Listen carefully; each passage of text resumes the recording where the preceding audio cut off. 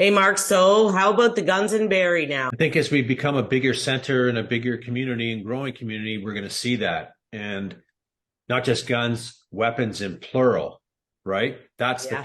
concern where, it's just not could be guns, it could be some knives, it could be a crowbar for all we know. But I think for our viewers, I think our viewers would want to know what areas. So why don't you go through the areas where we're seeing Yeah. this So what community? I'll do is I'll hit my share screen right now Perfect. and give you a little peek and it'll help you. You can see that good, right? See, great.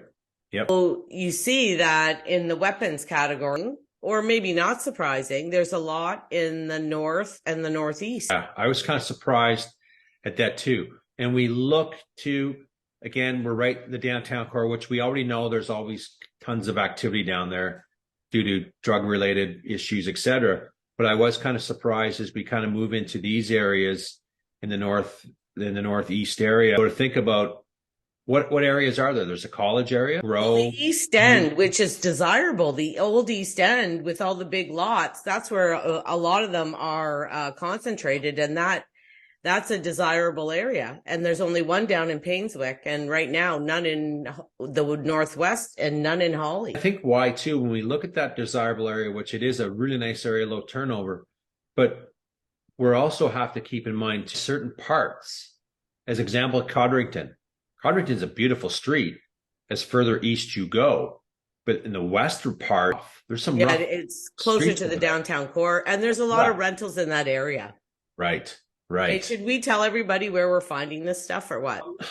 I think we should wait till the end, and I think we want to maybe spend a couple seconds of going through and letting our viewers know how accessible this is, and I hope they use this because there's some valuable information for people that are moving to communities that can get this information and understand what's going on in certain neighborhoods. Well, we're going to do a little bit of a series on this too. So if they hit the like and subscribe, then they'll get our series and the stuff we're going to do about crime, right?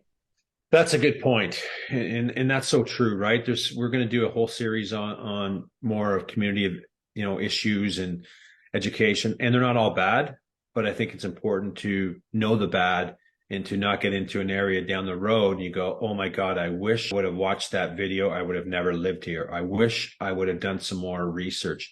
And we see that a lot. How many people, let's be honest, how many people have you taken out over the years has ever asked you about crime in the community? You got two, I got zero.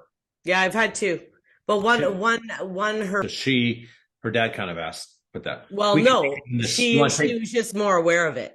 more aware of it from her dad, right? But you look at the one up in Country Club Estates, which is by the Country Club, which is, again, another desirable neighborhood. So is it just everywhere? Like, it's kind of strange, right? Didn't really expect to see it up there, but it can happen anywhere. But I know if I was a home buyer moving to Barrie, I would be staying away from the west side of the North End, East End area. That's what I'd be staying away from. And we know there is lots of affordability too changes too, right? Our affordability goes from low to high. The further east we go, tear down homes, big structures, property values, easy to see 1.2 to 2 million in some of those areas.